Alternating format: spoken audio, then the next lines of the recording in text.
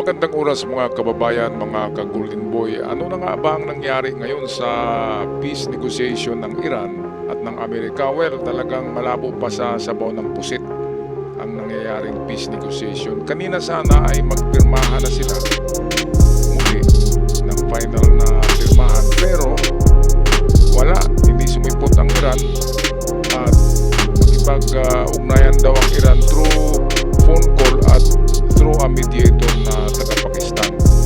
Kaya si Donald Trump ay hindi na mapakali. Sabi ni Donald Trump, nagtanong ito kay Pete Hegseth at iba pang mga general diyan sa Octagon. Si Dan King, tinanong din kung anong masasabi nila, tama ba yung kanyang pasya na atakihin na ng Iran at tapusin na ito. Well, ang sagot ni na Pete Hegseth at ni Dan King ay payag sila na atakihin yan. Ngayon, humingi si Trump ng kunting mga araw na lamang kasi hanggang July 19 ang usapan na yun ang last day for itong to sign this agreement. Kaya malayo-layo pa naman ang 19, sabi ni Trump, bigyan natin ng palugit. Pero sa ngayon, iba ang mga pinagsasabi ng Iran Talagang pinapaikot-ikot lang si Trump ng mga ito. At grabe, mamaya malaman nyo ang kanilang kondisyonis ngayon kung ano na naman yun. Mantakin nyo na isauli muna ni Donald Trump yung 25 billion pesos at yung frozen assets ay ibalik din sa Iran bago daw sila pumirma. Nako, kapag gawin yun ni Trump, sigurado ako hindi pipirma yung mga Iranian na yan. Talagang niluluko nila si Trump. Kaya para sa akin, kung ako si Trump, sundin ko na yung utos ng puso ko. Drogi na yung mga yan. Walang mga ng mga tao yan. Walang isang salita. At saka wala talaga. Ang kanilang misyon sa buhay ay digmaan palagi. Kasi lumalaki ang mga taong yan sa itong pag-inculcate or pag-brainwash ng mga ayatollah. Lumalaki sila na ang kanilang nagigisnan ay ang terorista o terrorism. Kaya iba talaga ang kanilang kultura, ibang-iba. Pati ang mindset, iba. Hindi mo sila kayang kausapin, lalo na kapag merong mga negosasyon ay wala talaga. Hindi pwedeng kausapin tong mga taong ito. Napaka walang isang salita. Paano-ano pa, bago-bago ng isip at kung ano-ano na lang pinagsasabi at imbis na pirmahan na ay ceasefire, mayroong mang ceasefire na putukan, di ba mga kababayan?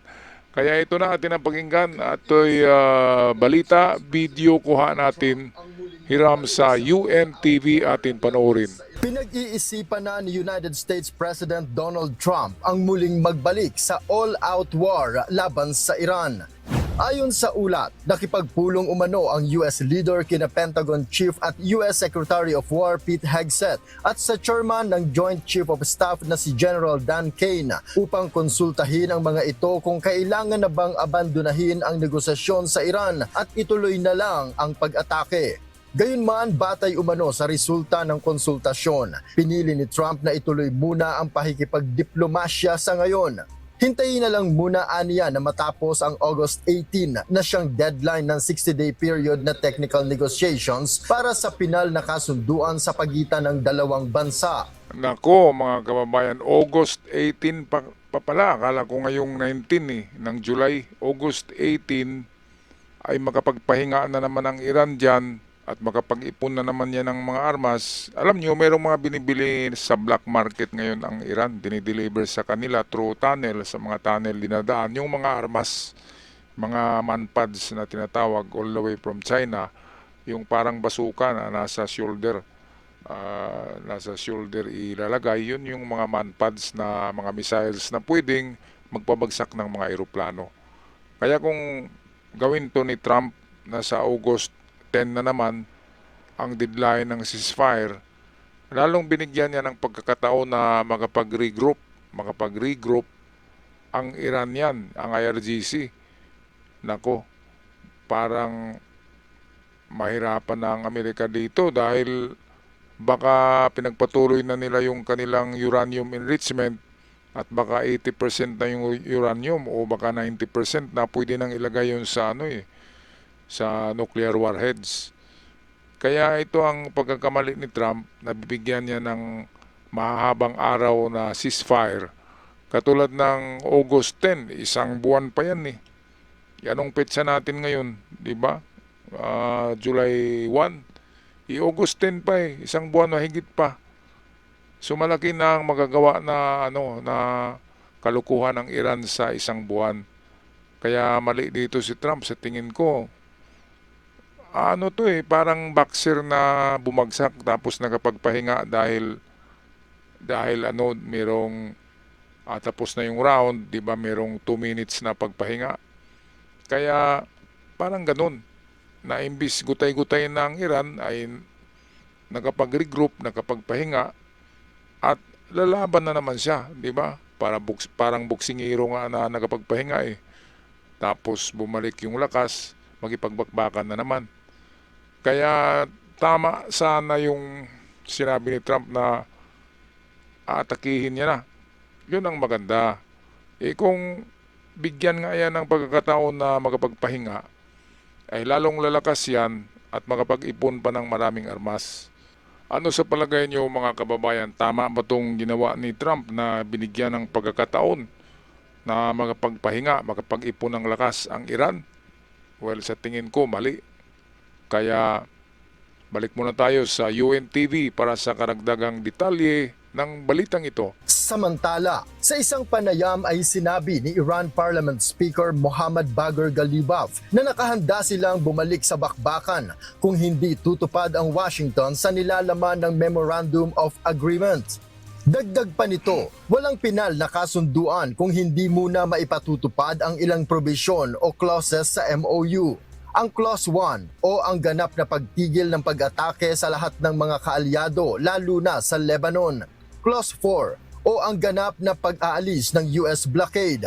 Clause 5 o ang buong otorisasyon sa Iran na pamahalaan sa loob ng 60 araw ang ligtas na paglalayag sa Strait of Hormuz.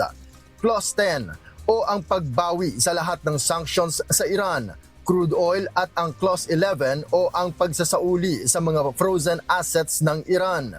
Batay sa nilagdaang kasunduan, epektibo ang pagpapatupad ng mga nasabing probisyon noong araw mismo na nilagdaan ito noong June 18. Ayon kay Ghalibaf, nakasuporta sila at sumunod sa mga detalye ng kasunduan maging sa mga inaasahang pakikipagpulong. Gayunman ang paglabag lalo na sa ceasefire ay dapat lang na may kaukulang tugon bilang depensa sa nangyaring pag-atake sa Bahrain at Kuwait. Sa kanyang pinakahuling pahayag, sinabi ni Iran President Masoud Pezeshkian na ang isang agreement o kasunduan ay kailangan ng mutual na unawaan ng magkabilang panig.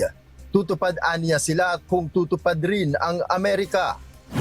Binigyang diin ni Speaker Ghalibaf na nakasubaybay sila sa araw at gabi sa sitwasyon sa Lebanon upang matiyak lang na hindi sila lalabag sa MOU. Ngunit kung hindi aniya handa ang Amerika na sumunod sa napagkasunduan, handa sila na muling makipaglaban. Nako, napakatarantado talaga tong Iran, no?